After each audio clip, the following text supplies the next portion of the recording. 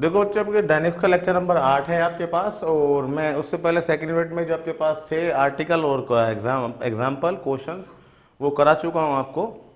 और भी जो आप मुझे कमेंट सेक्शन में बता देना कौन कौन सा आपके पास जो क्वेश्चन है वो नहीं हुआ, अब मैं उसको करवा दूंगा, और लिस्ट करवा दूँ मैंने सारे दिए आपको।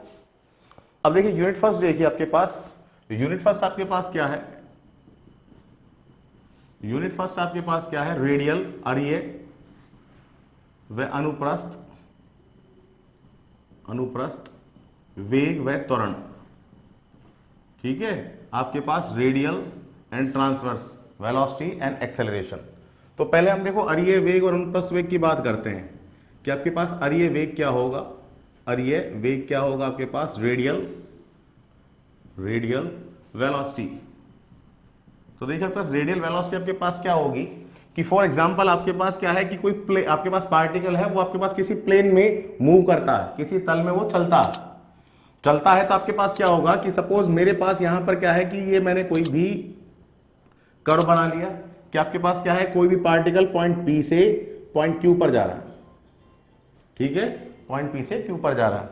आपके पास देखिए यहां पर मैंने यहां पर एक लाइन ड्रॉ की, ये आपके पास पॉइंट ओ है, ये आपके पास क्या है, पॉइंट ओ है। ठीक है, और ये आपके पास ये लाइन है ओ एक्स। इस लाइन को आप क्या बोलते हैं बच्चों,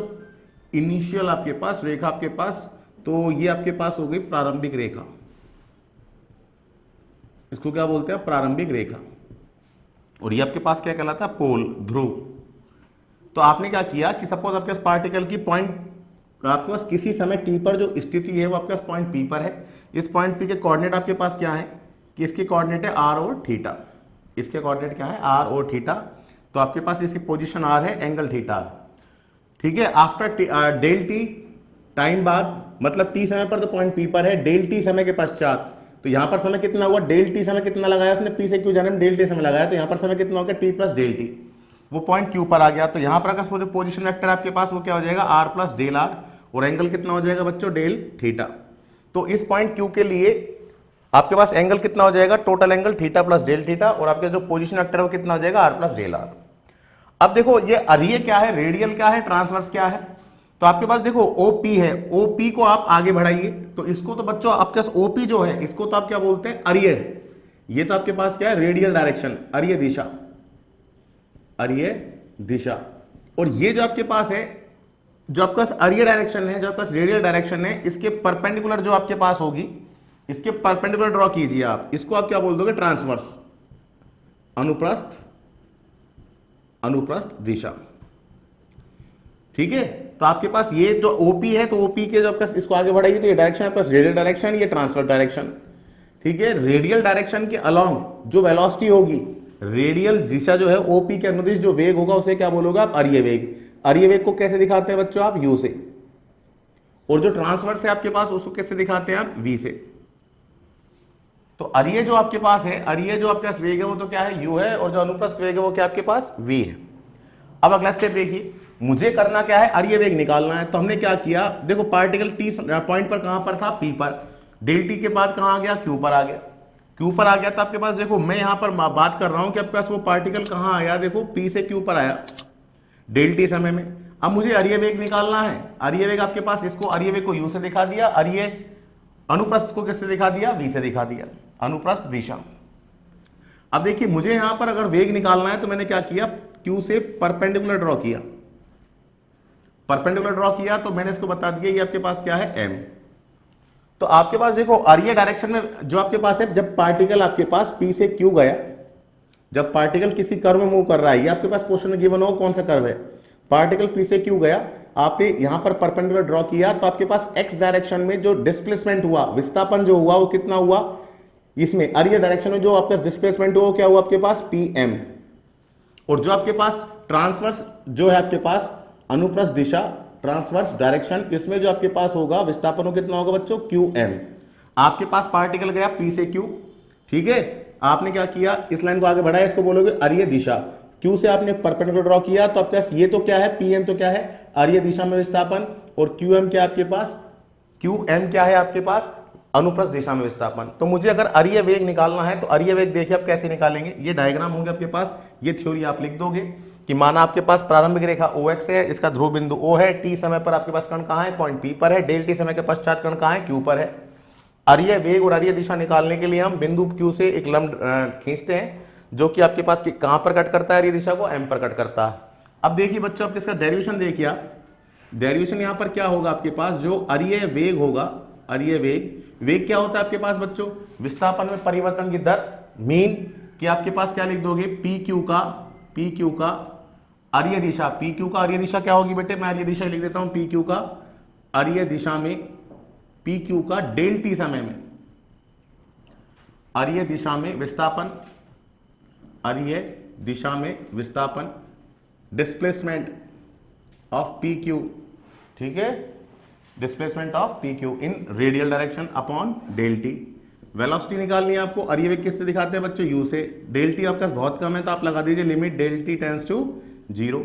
तो आपके पास देखो विस्थापन कितना आपके पास पी क्यू का अरीय दिशा में, अरीय दिशा ये है तो आपके पास कितना हो गया आपके पास पी एम, मैंने लिख दिया बच्चों P M upon del T,